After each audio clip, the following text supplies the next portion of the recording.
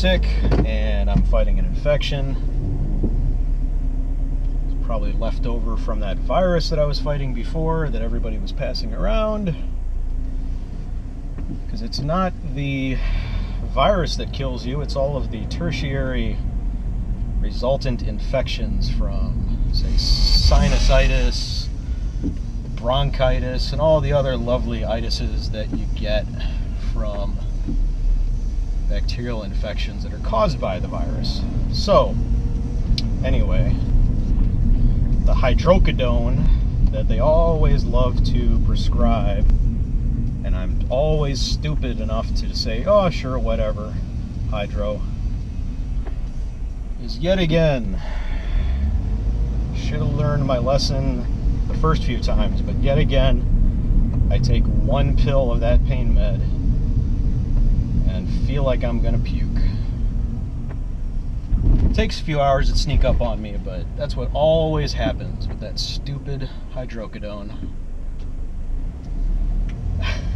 Little kid waving to me. So I'm heading home early. So on that topic, let's talk about QA. Quality assurance, aka video game testing. It's a little bit hot in the car because I've been sitting in the sun all day. This might get a little noisy. So, QA. A lot of people think of the testing department, QA, as kind of like the arch nemesis of development, but really they are the most underappreciated but overhyped. If you remember that game show a while back where you could win a chance at being a video game tester, no, that's like saying, hey man, you could win a chance at a $10 an hour job. Yeah, until you're like a senior tester, you don't get paid very well in the QA department.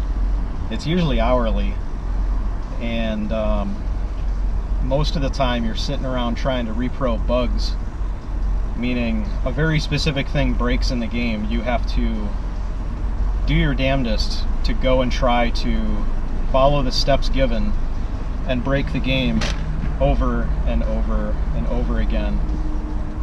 And it's it can be a bit of a slog, mentally exhausting, soul-sucking, and annoying. But it can also be kind of like Grandma's Boy, that movie, that Adam Sandler movie that came out a while back, almost 10 years ago.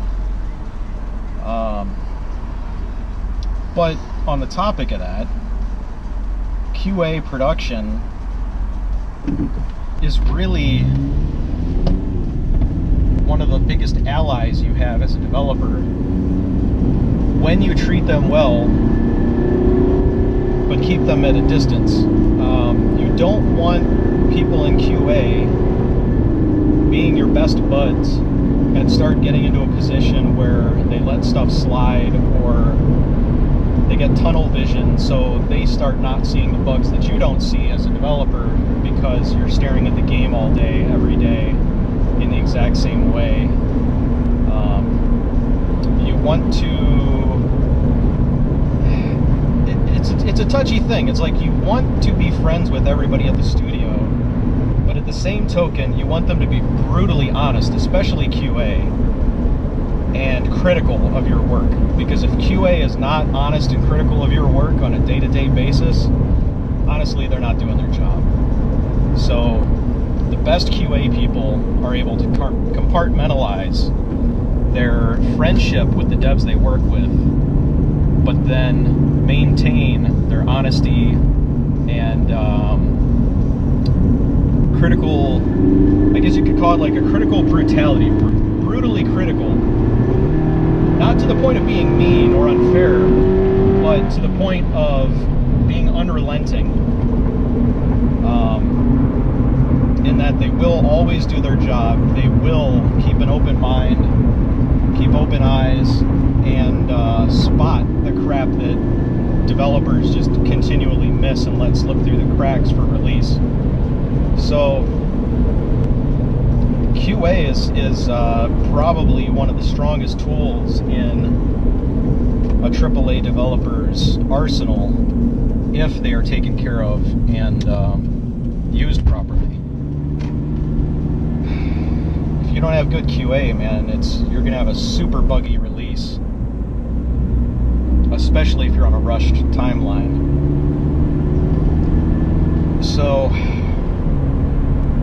while there is all of that, I have to say, I work with a lot of people who came up from QA and are excellent developers because they have that background. They have the critical eye, they've put in the hours of having to bug test things, they know what to look for in order to break stuff, so their own work tends to be more polished and they tend to be very critical of their own stuff. So while a lot of people look down on QA as a place to start, honestly, I don't see anything wrong with starting out in QA. So, hope that topic helped, and I'm going to shut the camera off before I puke.